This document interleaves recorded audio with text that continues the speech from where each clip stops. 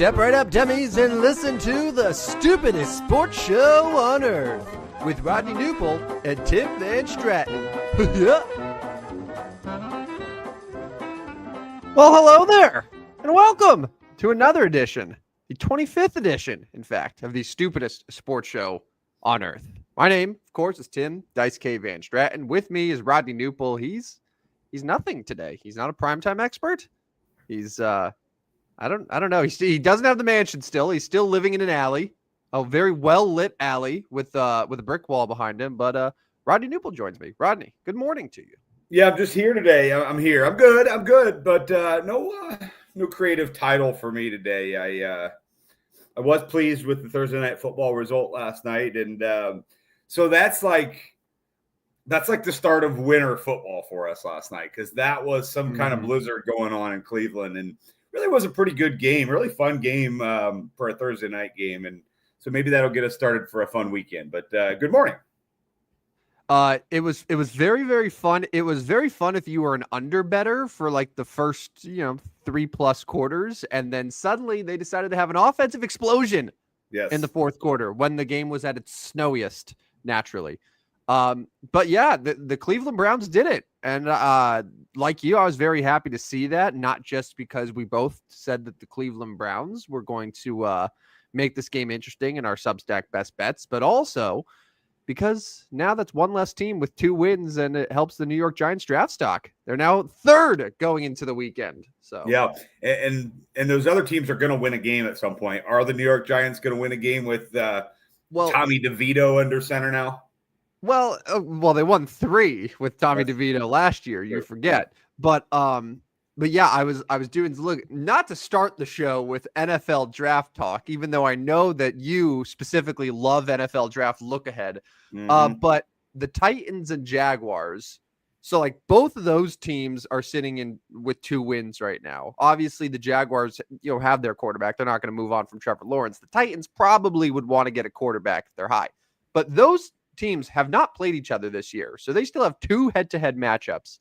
So those are going to be huge ones to determine who's picking where in the draft. Ideally, Tennessee wins both of those. I'd much rather have Jacksonville picking high than Tennessee, but yeah, I digress.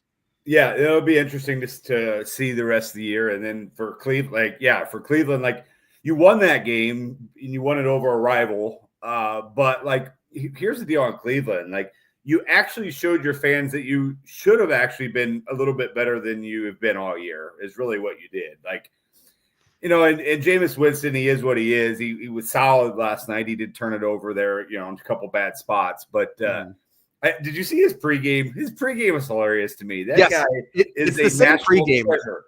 It's the same pregame every single time. Like, I don't even know what. Well, I do know why they ask him questions, because it goes viral and it helps, but like they're never actual answers. It's just like, hey, Jameis, like, how you feel about today? Like, what is your team looking for? And it's just like, I am just blessed for this day that the Lord hath given me. I'm like, cool, man. Awesome. Yeah. He would be a very good Baptist pastor after the season's over, or after his career is over. Yeah. He would be very good at it. But he was fine. And Nick Chubb got in the end zone twice for them. David Njoku dropped a touchdown pass, but then came back and caught a great 2-point conversion. The defense was solid, and they did enough there. On the Pittsburgh side, I didn't think they played horribly. They just struggled to score, and that's how Pittsburgh plays. And you gave the stat to me earlier in the week, like Mike Tomlin just simply does not win on Thursdays. Yeah, it was – and, we pride ourselves in not getting bogged down by stats and facts at the Stupidest Sports Show on Earth. And by the way, if you want to contribute, make sure to leave us a comment. Make sure to subscribe, follow us at Stupid Sports Show, Twitter, YouTube, etc. But no, I was very surprised when I learned, because Mike Tomlin is a guy who, like, if you can bank on one thing, he's going to have his team prepared. Yes. Like that's the thing. Even whether they're the most talented team or they are 4th in the division in talent, like, they're going to be prepared. So I was surprised when I saw, so in Mike Tomlin's career, which as the Steelers head coach dates back 17 years at this point. Yeah. They were going into yesterday 0-5 on the road against the AFC North on Thursday Night Football. So division game on the road Thursday night, winless. This isn't against the spread. This is just winless. And on the road Thursday night, just period, 2-8. So, and I texted you, I was like, yeah, for what it's worth. Yeah.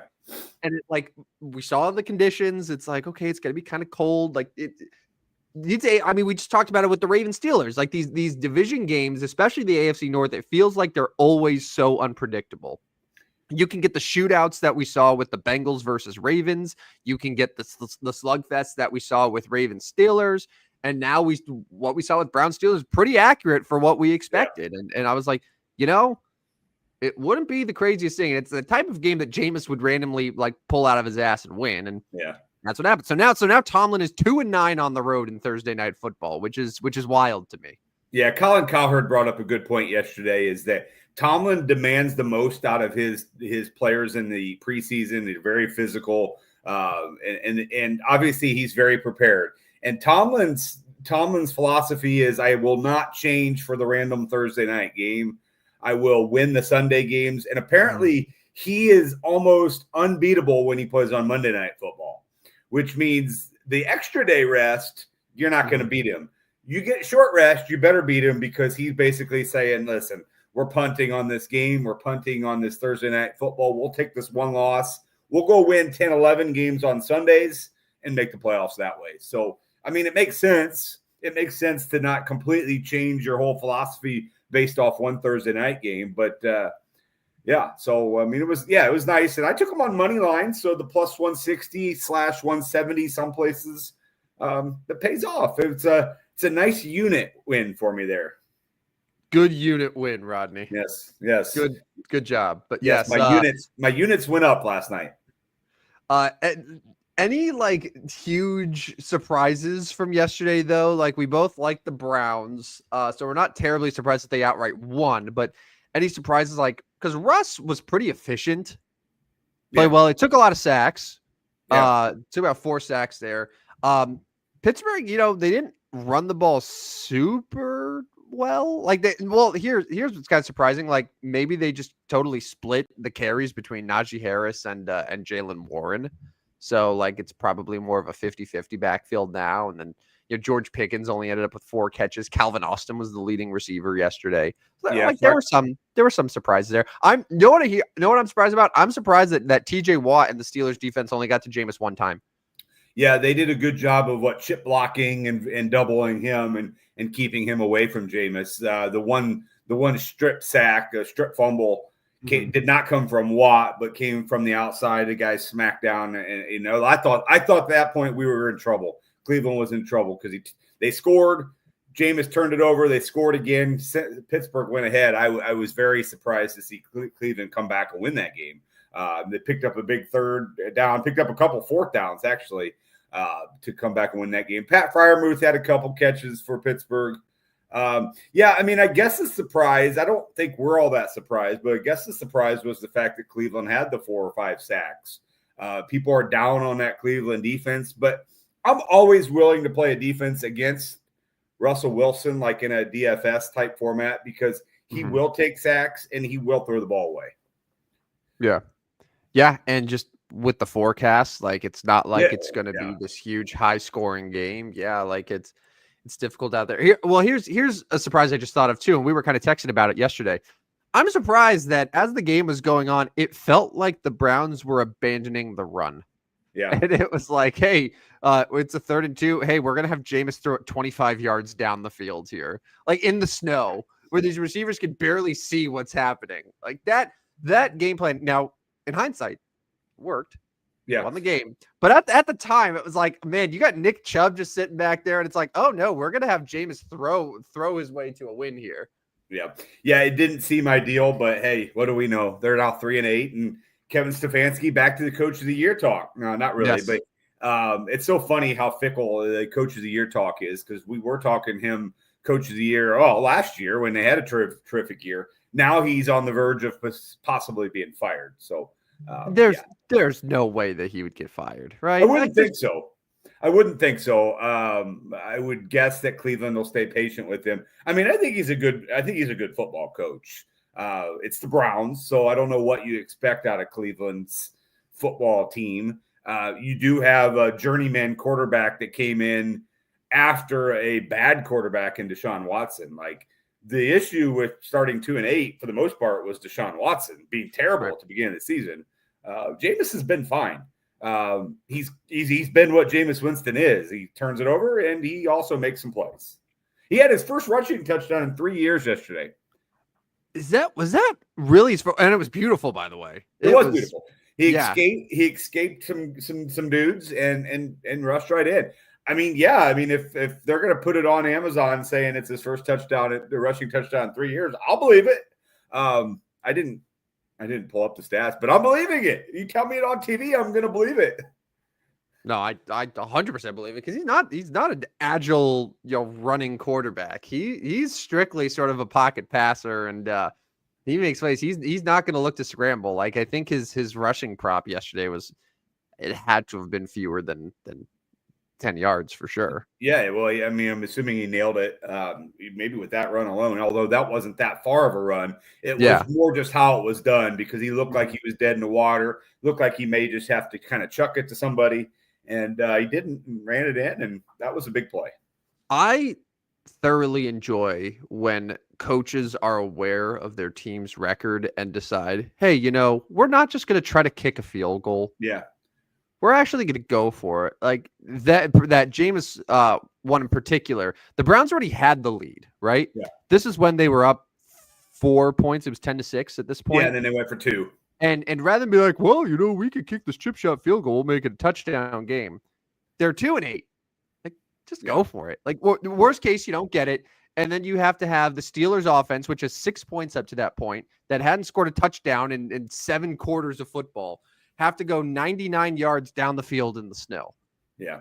I like it too. And somebody else mentioned to me, why did Cleveland score so early in that drive, or why didn't they just milk clock and try to kick a game-winning field goal? But, like, you can't do that, especially with the weather conditions the way it is. Like, that one ball slips out of the holder's hands, or the kicker slips. Like, you got to get in the end zone. Yes, you gave Pittsburgh 55 seconds to try to go down the field. You only gave them one timeout, but, like, Wilson did not show throughout the game that he was going to go 70 yards at 55 seconds. Like, no scenario. And he didn't. They did throw to the end zone to finish the game, but it wasn't close to being caught. Speaking of that, were you listening to the broadcast during that time? Yeah. Because going in, it was like Kirk Herbstreit basically was like, well, too bad. Russ is going to win. It's like he was almost just saying, be like, well, they left too much time, talking like this is 2014 Russell Wilson.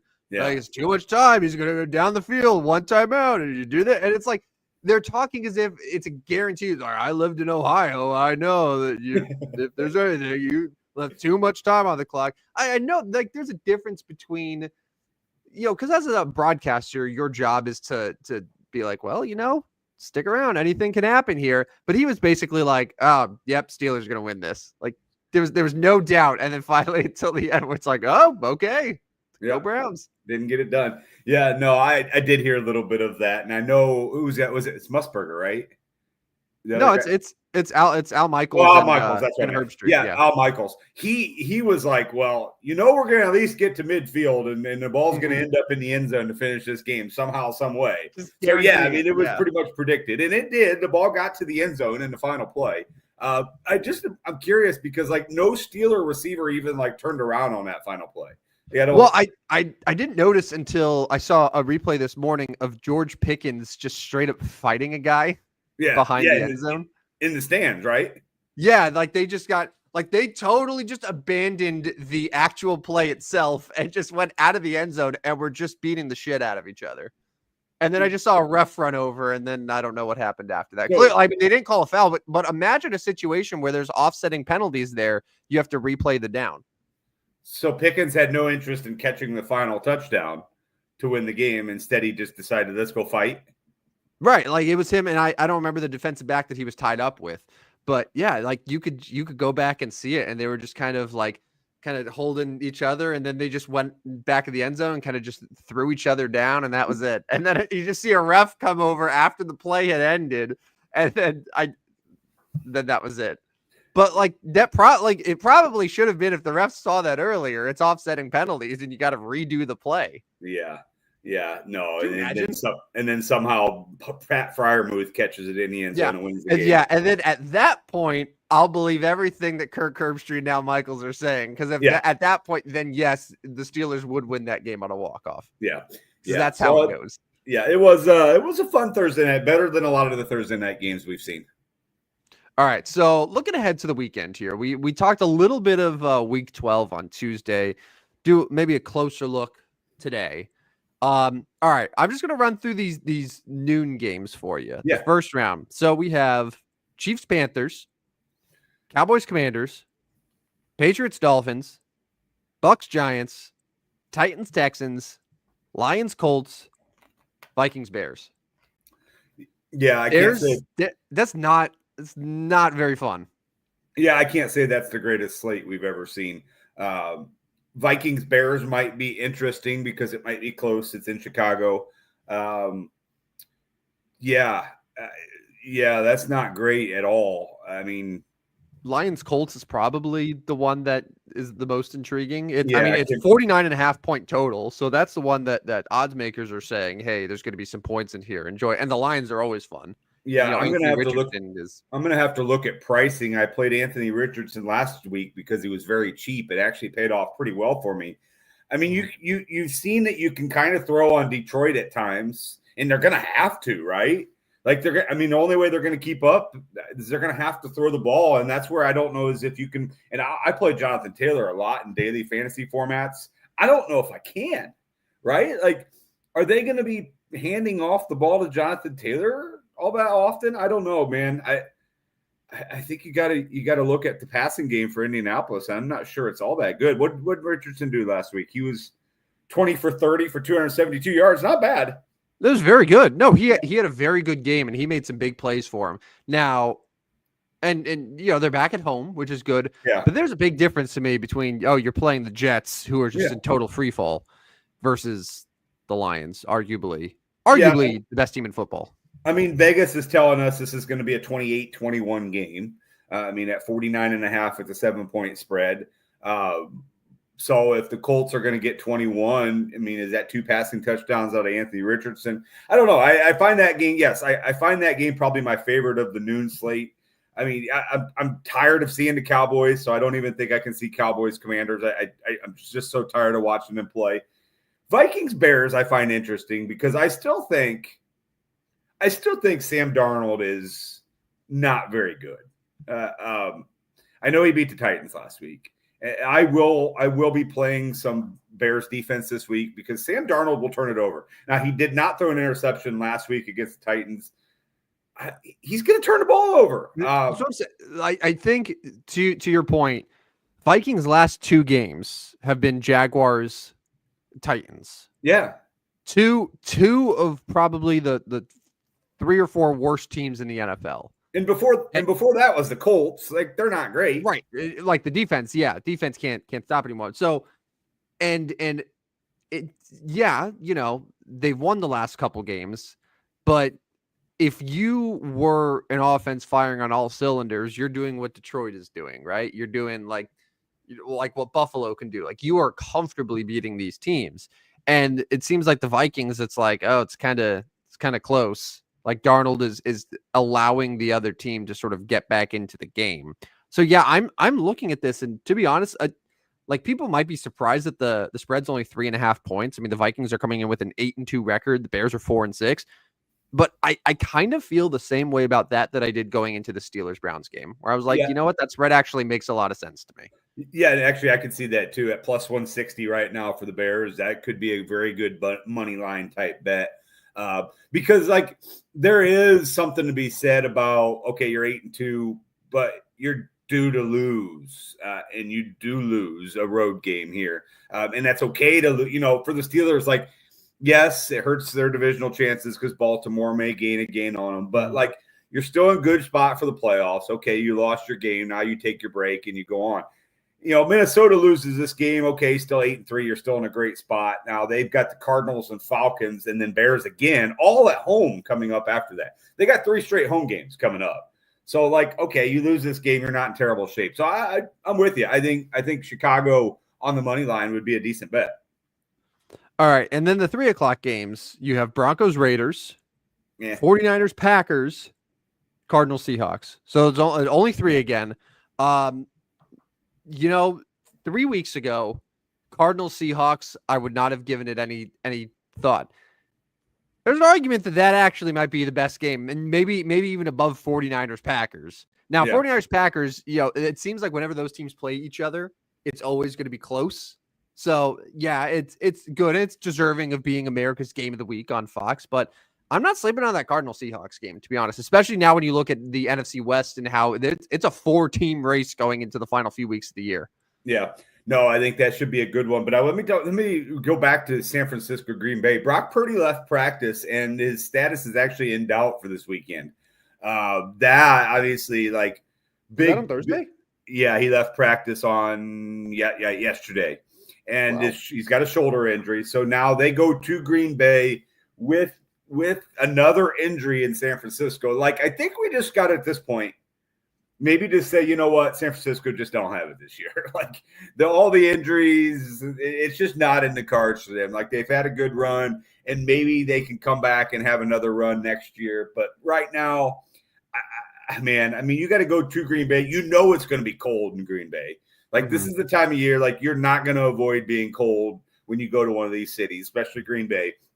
I like, and I have not been high on the Packers. You know that, but I think I got to take Green Bay here. Like too many injuries in San Francisco, and even if Purdy is playing, like Purdy has, because that's what he's been. He's never been great. He's never been overwhelmingly like wow. With that shoulder injury, I don't see it. I'm going to take Green Bay here. Listen to San Francisco's remaining schedule. You want to talk about maybe it's not in the cards for them. So they're at Green Bay this week. Next week is Sunday Night Football in Buffalo against the Bills. They're going to be pretty good underdog there. I mean, you're looking at potential 5-7 because they lose Green Bay, they lose Buffalo. Then they come home to play the Bears. Game. It's a home game, and it's also Bears, I believe, post Lions. Yeah, so system play. System play. I mean, so they get their 6th win there. But then we have quick turnaround Thursday Night Football against Sean McVay and the Rams. That's not a gimme. Not a gimme. Then they got to go across the country to Miami. Mike McDaniel, 49er coaching disciple. So you got McVay and then McDaniel back to back, right? Then Monday Night Football, home, but against the Lions. The Lions team that is probably trying to lock up the number 1 seed. And then you end the year in Arizona against the Cardinals, who you already lost to by a point. And the Cardinals are presumably, going to be trying to win that division. Like that is a very, very difficult stretch to close the year for the Niners. And you knew that it was going to be a tough schedule. They were a first place team last year. It's not a surprise, but man, they were probably really expecting and hoping to be better than 5-5 going into this stretch. Like if they were 7 wins going in, it's like, okay, yeah, I think that they're still going to be in good shape. 5-5, and then you have, the Bills coming up. You got the Rams, you got the Lions, you got, 2 more divisional games. That's really hard. Yeah, even at Miami. I think at that point, Miami's going to be in contention. They got the Patriots this week. They still have the Jets on their schedule. Like they got the Browns on their schedule. So the Dolphins are going to be at least fighting up until the end for one of those playoff spots. So, yeah, I mean, that's brutal for San Francisco. If I had to bet right now, I would bet them to miss the playoffs. Yeah. I don't know what the odds are, but they have to be like, it has to be a slight favorite to miss the playoffs as opposed to make the playoffs. I would assume. I have not looked up that market, but I would assume so. Yes. Just with the schedule, with the injuries, with the fact that right now they're last in the tiebreaker. Yeah. So they're 4th. So their 5-5 is different than the Rams 5-5, than Seattle's 5-5. And the Cardinals are 6-4, and the Cardinals, and this is why I always talk every year about the benefit of that last place schedule. It's why there's always a team that goes worst to first in the NFL. And we were saying early on, like Arizona could could be that. It could be that, and they're reaping the rewards of it right now. But they've also they've had impressive wins against good teams, like beating the Niners straight up in San Francisco is one of those things where it's like they're legit. So courtesy of our good buddies over at DraftKings, the 49ers are 2-1 yes to make the playoffs. Minus 250 no. Yeah. So, those are longer odds than I thought. Yeah, that makes sense. Looking throughout, Bengals are still 3.5 plus 350 at yes. Mm-hmm. Just kind of looking here. I still believe in the Bengals. Stupidly, I shouldn't. But Dolphins 3-1 to make the playoffs. You should probably make that bet. I know you still believe in the Dolphins. They should probably make that bet. Bears 30-1 to make the playoffs. Bears are not going to make the playoffs. That's dead money right there, man. That is. Yeah, I feel good about saying that. Here's an interesting one. Without diving through their schedule real quick, the Vikings are 10-1 no to make the playoffs. I mean, they're 8-2. I know. That's the problem. They can. So what? They have 7 games left, right? Yeah. They can finish the year 2-5, and they'll be a playoff team. Yeah, probably. Yeah. 10 wins with the extra wild card, I believe, should get them in the playoffs. Yeah. It's just intriguing to see 10-1 odds on that, but yeah. I mean, I can tell you real quick. So yes, Bears at the twice. Bears, right? So they got the Bears twice, home against the Cardinals, home against the Falcons, then the Kirk Cousins revenge game, then at Seattle, home against Green Bay, then at Detroit in Week 18, where Detroit might be probably division locked up, might have 1 seed locked up. We'll see. So really, if they just beat the Bears both times, they're in. Yeah, I think so. Yeah. 10-1 though. 10-1 odds if you like Minnesota to miss the playoffs. You can get it right now. It's not the craziest bet. No, it's not. I personally wouldn't do it. I think the Vikings they started off the year too well. Yeah. And set themselves up. It's kind of the same thing with the Giants a couple years ago, where the Giants made the playoffs, where they started the year 6-1, right? And even though they finished at 9-7-1 or whatever it was, they were in good shape because of that 6-1 start. It's the same thing with Vikings. If you start the year 5-0, there's a reason that historically you have a very, very, very good chance to make the playoffs, and 8-2 right now is a good spot to be. Yeah, interesting odds. I'll avoid it. All right, and then Eagles Rams. I know this is personal for you. It's your former team against your new hot fling of Nick Sirianni and the Eagles. Yeah. I mean, it's a game the Eagles, if they want any chance at that 1 seed, have to win. Yeah, I think that's fair. And then Ravens Chargers is unquestionably for me the game of the week. Yeah, Harbaugh boys, the Harbaugh brothers going at it there. I don't love the style of play the Chargers, to watch the Charger style of play. It is a successful style of play. Don't get me wrong. What they're doing is great. And I'm kind of irritated at the Chargers because they literally gave me that opportunity back on Cincinnati, the biggest bet I've made in a long time. They literally gave it back to me. They gave it back to me. And then Cincinnati said, nah, we're good. We're going to give it back to you. What in the world? That game was so unbelievable. A big lead, lost the lead, should have lost the game, won the game at the end. Yeah, I'll take the Ravens. I'll take the Ravens. Well, all right. I want to talk about the Ravens just real quick. At one point, Rodney, we were both saying the Ravens are right there with the Chiefs, with the Bills, the Lions. This is one of the best teams in football. What was it? Maybe after their dominant win against the Bills, where we were like, this is easily the best team in football. And then ever since then, it was the overtime win against the Bengals, right? Yep. They got it out that win against Washington. They nearly blew a 4-touchdown lead against Tampa Bay on Monday Night Football. But then they lose to Cleveland, right? They sneak by Cincinnati again by a point, and then they lose to Pittsburgh. I can't figure them out. Yeah, giving up 25 points a game and nearly 300 passing yards a game, that'll do it. They have to get better. They have to get better defensively. Yes, and things what I always think of the Ravens and I just think of, well, the defense is going to be strong, and that defense hasn't been very good. Not good. And you can throw against them. I mean, the Chargers, you talked about how you don't like the Chargers game plan. Well, Jim Harbaugh kind of abandoned that, and they're like, you know what, Justin, go ahead and throw all over the field and do that. But against Cincinnati, so I think that you're probably going to see the same thing on Monday night.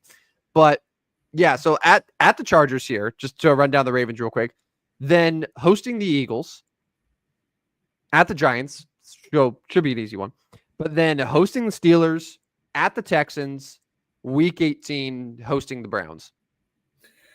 I mean, there's no way they're missing the playoffs. No, but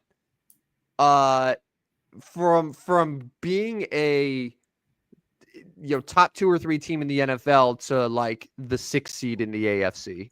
Yeah, because if they lose to the Chargers, they'll be behind the Chargers in the wild card race, and then from there it's they'll finish ahead of the Colts or the Broncos or whoever ends up getting that 7 seed there. Dolphins, yep. So then they end up playing probably Pittsburgh in the first round. Like if they're the 6th seed going in, Pittsburgh would be like Pittsburgh or Houston. Yeah. Baltimore at Pittsburgh first round. I could watch that. And the Steelers probably are favorites there. Well, I don't know. I don't know if they are, but historically, Lamar Jackson, not good in the playoffs, not good against the Steelers. Right. And you got both of them right there in the first round. Probably taking the Steelers there. Yeah, that is a 6th seed and a first round loss is an abject failure for the Ravens if that's what ends up happening. Yeah, especially with adding Derrick Henry and starting so hot and being kind of whoa, these guys are unbelievable. So yeah, no, that would be a bad year. It would be a tough year for Harbaugh and the Ravens. All right, so we can agree though, Ravens Chargers probably your top game. Yeah, I'd say so. The Monday night game should be a good one. Then leading into the triple header on Thursday of football. Thanksgiving football. Yes, sir. I love it. Even though, I'm trying to think of the last time that we had Thanksgiving games that were like really, really great. Yeah, but that brings up a good point. Does it matter? No, of course it doesn't. The quality of football on Thanksgiving never matters. No. We're thankful that there is football in general. But like Bears Lions in Detroit, probably leaning Detroit blowout there. I would guess, yeah. Giants Cowboys might be the biggest abomination that we've seen on a football field this year. And then it's going to be gross. And then Dolphins in Green Bay against the Packers I don't think that's going to be pretty either. Yeah, you already guaranteed Green Bay's winning that one. That was over the last show. They're not going to the cold and beating Green Bay. That's correct. Yeah. I mean, we actually have a Black Friday game next week too. The Raiders at the Chiefs. Which, if you remember last year, that same game, Raiders Chiefs, was won by the Raiders. I think, was that a Christmas Day game? Christmas Day, yeah. That was Christmas Day. And that was sort of the game where everyone started to be like, oh, the Chiefs are officially in trouble. And I'm pretty sure they didn't lose again after that. Yeah. But yeah, so 4 games even before we get to the Sunday slate. Nice, juicy NFL talk. And by the way, no show next Friday. We do need to announce that. No show next Friday morning. How about that? No show next Friday. I'm learning this now. All right, very good. I had my internal meeting here, and we decided no show next Friday morning. I'll let you sleep in from Thanksgiving, but we'll make it up to you at some internal meeting of you and just your wife being like, "Oh, hey, don't do the show." Just me being like, I don't know if I want to get Tim up the morning after Thanksgiving for a show. All right. So all right. So instead of that, we'll do a Thursday all day live stream during as we're on the couch. Because we're just eating. Yeah, have just a live camera on both of our living rooms. Just watch us nap. Yeah, especially 3:30. Oh nap my God. Time. Giants Cowboys. Yeah, I've said, listen, I'm very aware of how bad they are. I still watch all their games because Yeah. I'm an addict, right?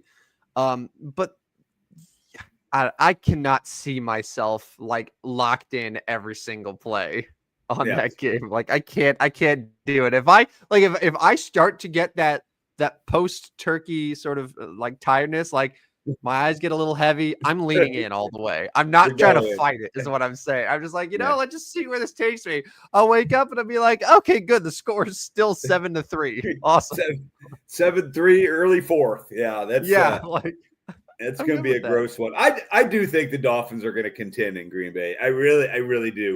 I'm going to be curious to see what that spread comes out, but I'm probably leaning Miami. I think they can do it, man. I also would like to see the forecast there in Green Bay. Tua and Tyreek with their 9 layers of clothes on for that one is going to be interesting. But we'll talk about that on Tuesday night show because I think I'm going to like the Dolphins, man. Oh, I know you do, and that's okay. There's certain teams where you're pretty much going to like them no matter what.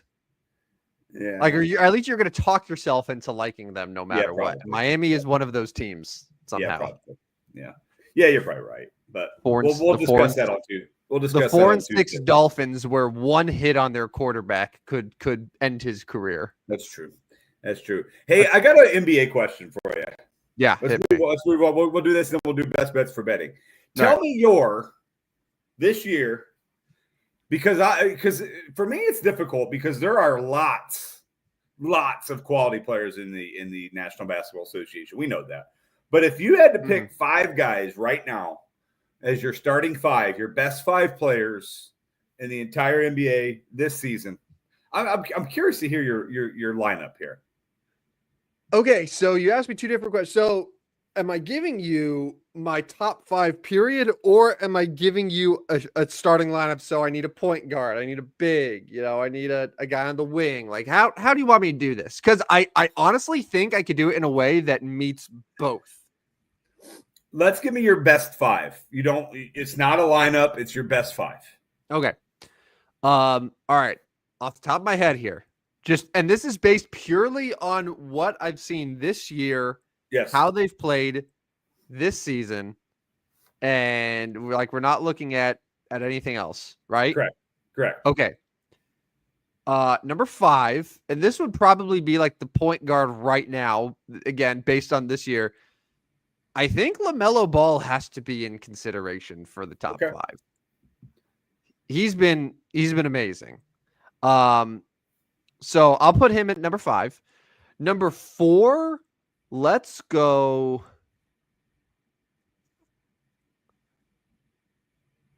Let's go Tatum. Let's go Tatum 4. So back to Ball, he's scoring 29 points a game. That's impressive. Well, yeah. So he's scoring, but also like he is stepping up as a playmaker. He's kind of like doing everything right now for Boston. And I mean, granted, he has a great team. Yeah. He has a lot of support on the bench, but Boston has found itself not having too many blowout wins. There's been a lot of games that they've really needed him in the fourth quarter, and he's proven that he can be that guy. Okay. So yeah, I would say Ball, Tatum. I'd say he's right up there. All right, so Tatum 4. Let's go Anthony Davis 3. Been really good. Second in the league in scoring right now. And if he is healthy and LeBron's healthy, the Lakers are going to be just fine. Had 39 last night, albeit in a surprising loss for me. I had them as one of my best bets on the Substack. The Lakers, they lost at home to the Magic last night. Yeah. And then number 2. All right. So only because he's missed a couple games. I mean, it's probably no. It should still be Jokic. I think Jokic is there. Yeah, I think Jokic. So let's see. Jokic, like I want to say no, but Jokic is also averaging about 30 points, 14 rebounds, and 12 assists. Exactly. His numbers are unbelievable. And and we're already talking, media's already talking about, well, can you give him another? Yes, you can give him another MVP. Like, why couldn't you give him another MVP? Like, he's been the most, I mean, obviously outside of probably your number 1 guy coming up here, he's been unbelievable. But go ahead. And I know then your number ones. one. I probably should have put Jokic number one and this number two, but I'll just roll with it. I had Giannis. I think Giannis has been just really, especially lately too, and he's been on an absolute tear. Now, okay, all right, but there's like so many people that I'm forgetting. Like I'm forgetting Karl Anthony Towns. Like Yep. Karl Anthony Towns probably should be in consideration. I think he's actually the number one big man in like fantasy right now, Yep. even ahead of Jokic. Yeah, he's been really good. He's been amazing. Gilgeous-Alexander's been amazing. Cade Cunningham, while I wouldn't put him in the top 25, top 5, has been awesome. But yeah, I'll say Melo, Tatum, AD, Jokic, Giannis.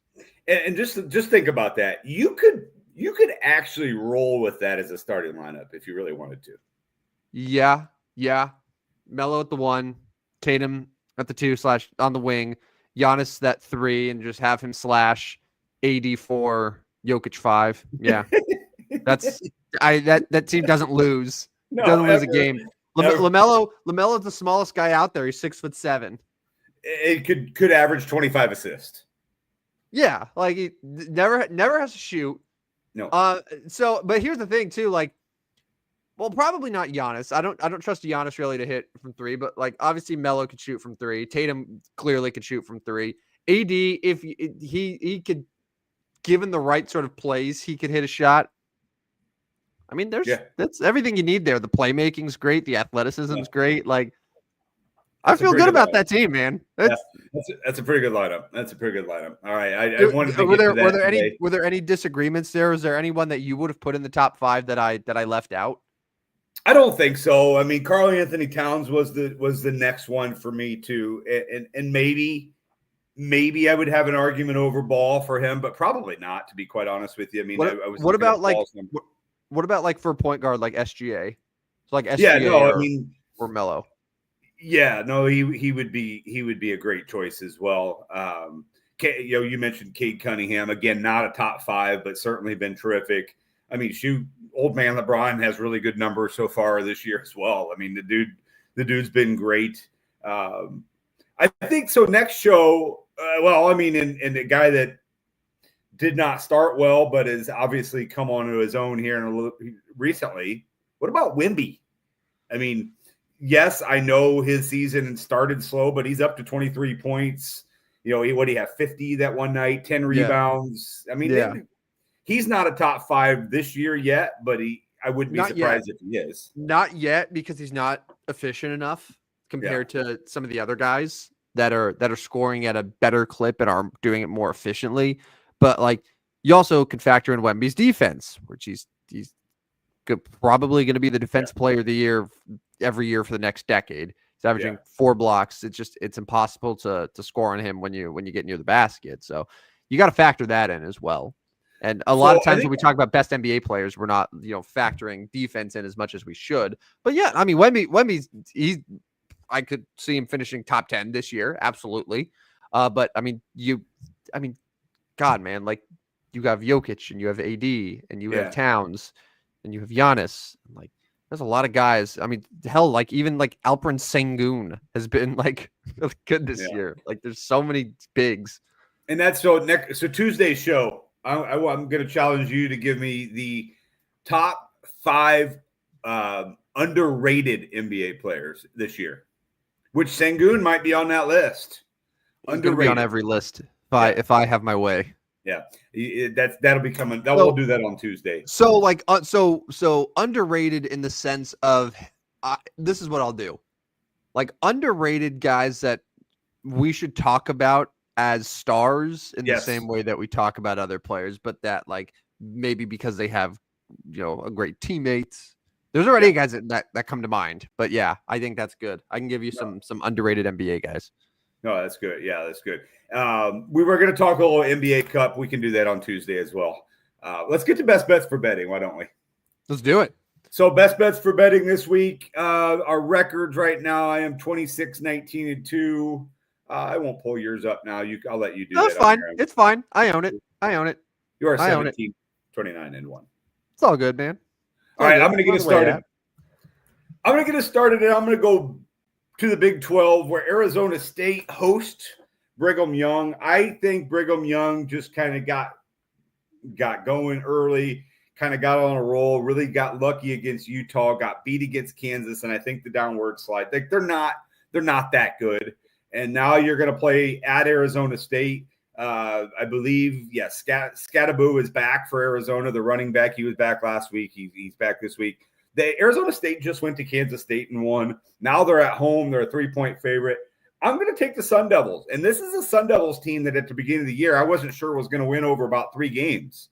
But this is a team that is fighting for a Big 12 conference title now. So I'm going to take Arizona State at -3 at home against BYU as my first best bet for betting. All right. My first best bet. This is a game of the weekend. Indiana, Ohio State. I think a lot of people didn't expect Indiana to be as good as they are. They're a top 5 team right now. The spread here, I think, is just too big. Yep.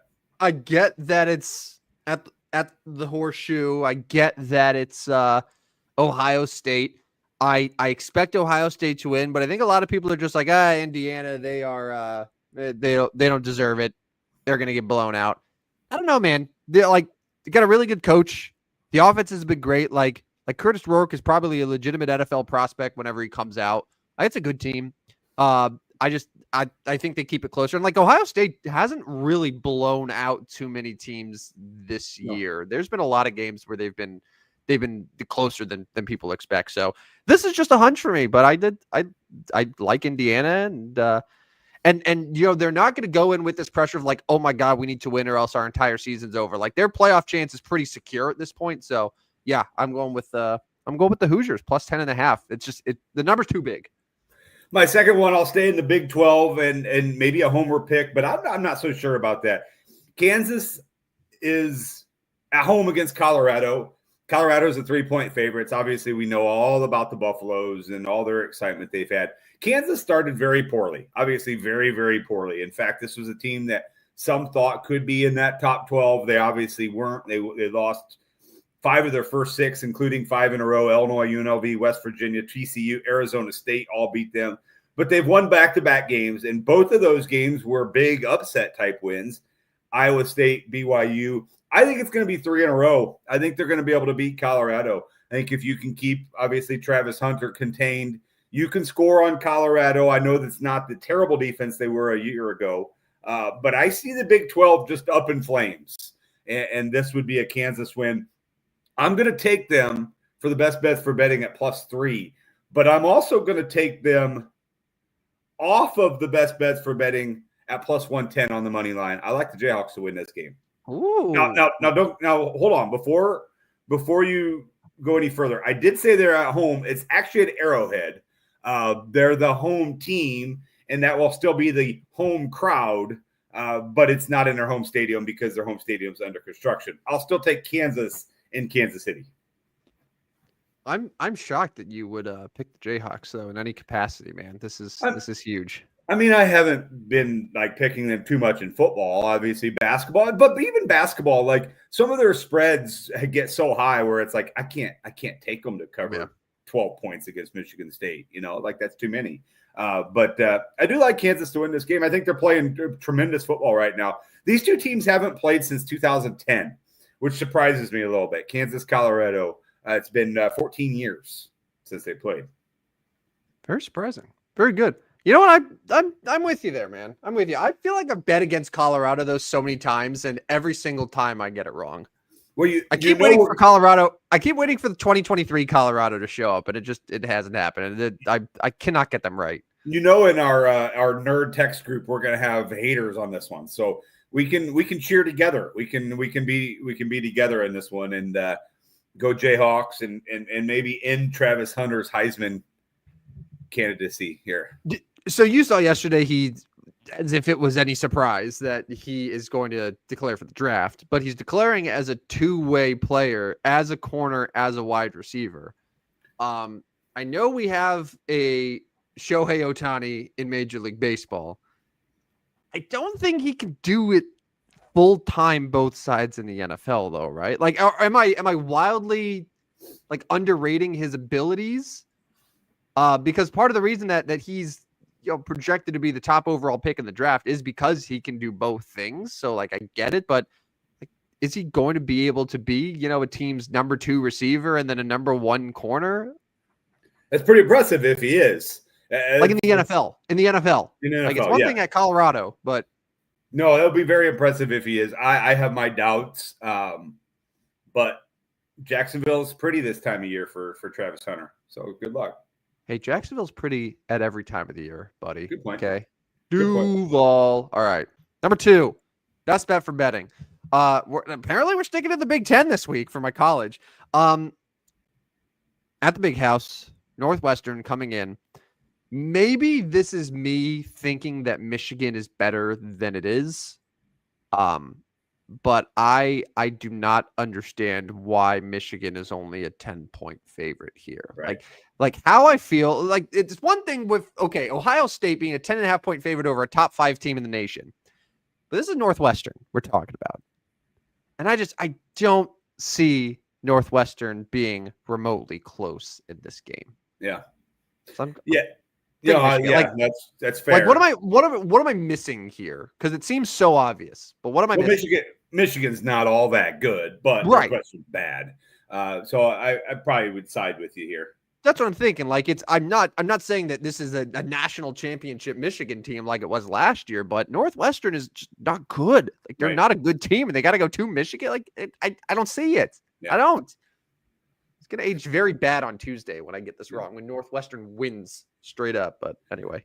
So I'm going to move to the National. I'm going to move to the National Football League tonight. I'll just go ahead and take this one. Chiefs minus 10.5. Yeah.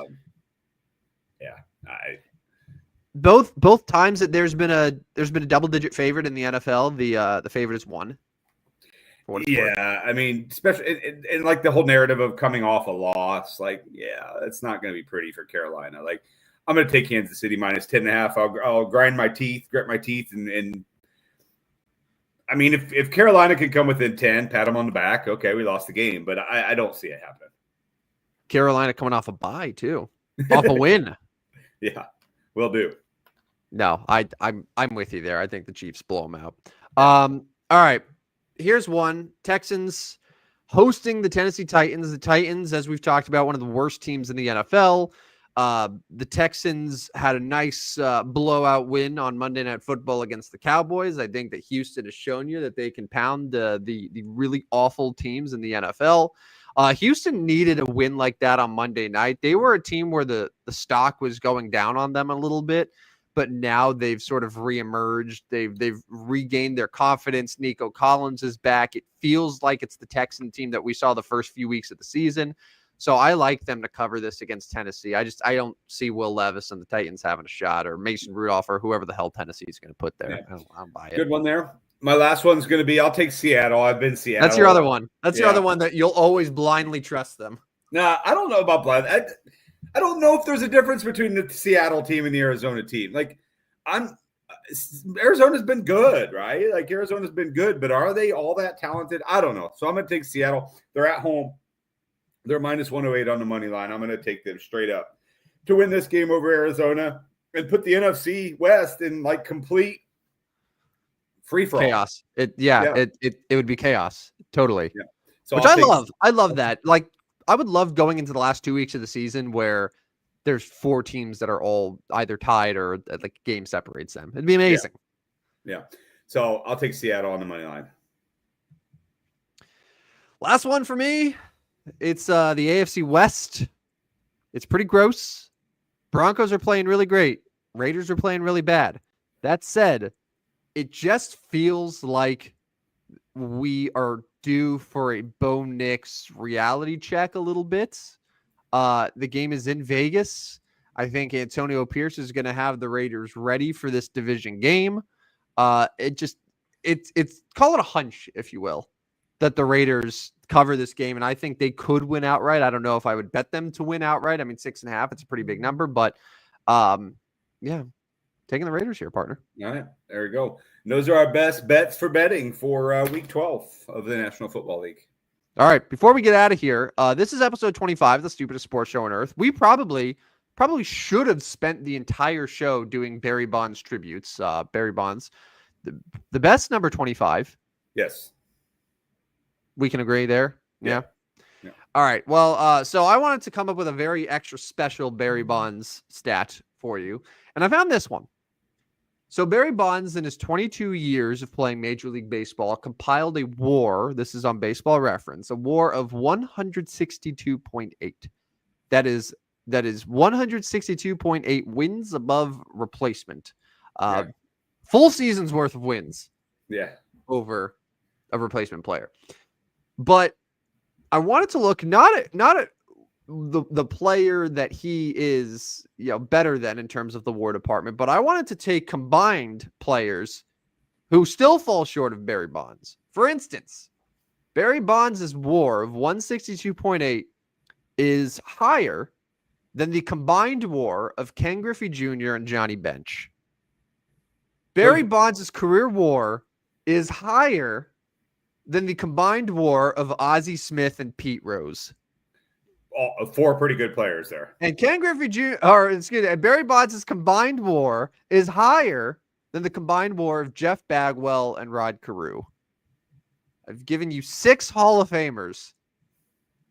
And I'll do you one better. Barry Bonds' WAR of 162.8 is higher than the combined WAR of Babe Ruth and Yuniesky Betancourt. I know I kind of cheated there with the last one, but add Babe Ruth to the list, damn it. What was Babe Ruth's WAR? No, I don't know. I gotta look it up, but yeah, no, you don't need to look it up. But you're right, it is. So that's great, Barry Bonds. This is the Barry Bonds show. This is your tribute to Barry Bonds, the number 25. And this is 20. We're at 25 episodes already, man. Yeah. What is it like the anniversary? Is it the silver anniversary? Is it the you know what I'm talking about? Where you still like, 25. Oh, this is our gold anniversary. Like what is it for 25? I don't know. I can look it up real quick. Yeah, go ahead and look it up because we should have like got each other gifts or something. What is 25th anniversary? I don't know. How am I supposed to know? Significant. I don't know. Of course. So it tells me it's a significant milestone that marks a quarter of a century. Mm-hmm. No. Silver anniversary. Is 25. Silver. I love that. Love that for you. For us, like 25 sure. Shows, man. But do you think we can make it 25 more as we head into 2025? Ironically, are we going to make it 25 more? I will. I'm always questioning if you're going to. I missed one show. One time.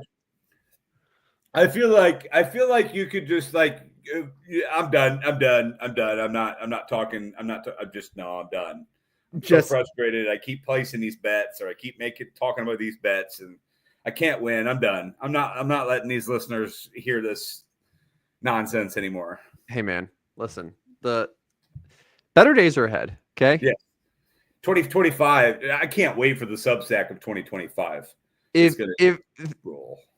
typically, things sort of balance out. So all the losing that's happening now, imagine then 2025 rolls around. I may never lose again. I would think that's probably a favorite. Yes. You're probably a favorite to never lose again in 2025. Yeah. I like those odds. I like them. All right. A reminder, by the way, in case you are watching us but not following, you can follow us at Stupid Sports Show on Twitter. We're on YouTube. So make sure to like, subscribe, review, rate. Do all the things that you normally do. And you could listen to all of our shows, all 25 of them, on Spotify, Apple, iHeart, etc. So, yeah, there you go. That covers it, I think. Tuesday at 9 p.m. We'll our talk one show. All three NFL games. Yeah. We'll talk some big college football games that are next weekend. Mm-hmm. And we'll have to make up for the loss of not having a show the day after Thanksgiving, the 29th. So we've got an extra jam-packed show coming up for you on Tuesday. So probably needs to put our best bets in for the whole week. Yes, or we could just do it via the Substack for this week. We could probably do that too. Oh, and also my 5 and underrated NBA players this year. Yeah, so that. We're going to have a ton to talk about on Tuesday night. It's going to be crazy because, I mean, we're going to have to recap Week 12, but we'll have a wild Ravens-Chargers Monday night game. So I already can't wait. Tuesday night, 9 p.m. Central Time. Hope you people don't plan to sleep because Rodney and I, we're going 4 hours. Well, I mean, I got about 3 already planned on the agenda here, so I don't. We're going to have to cut out some things here. All right. Well, until then. This has been the stupidest sports show on earth. Have a good weekend, everyone. Enjoy it. The weather's just miserable outside. I don't know why people look forward to this. This is an awful, awful time of year as far as being outside and enjoying things. But we have sports. Yeah. So watching our nice warm houses. Yeah, I said this yesterday. Those people that said, I can't wait for winter, I hope you are happy right now. I hope you're happy. I hope you're happy. Yeah. All right, Rodney. Well, have a good weekend. And I'll talk to you Tuesday night for episode 26 of the stupidest sports show on earth. See ya. All right. See you guys. Step right up, dummies, and listen to the stupidest sports show on earth with Rodney Newpol and Tim Van Stratton. Yeah.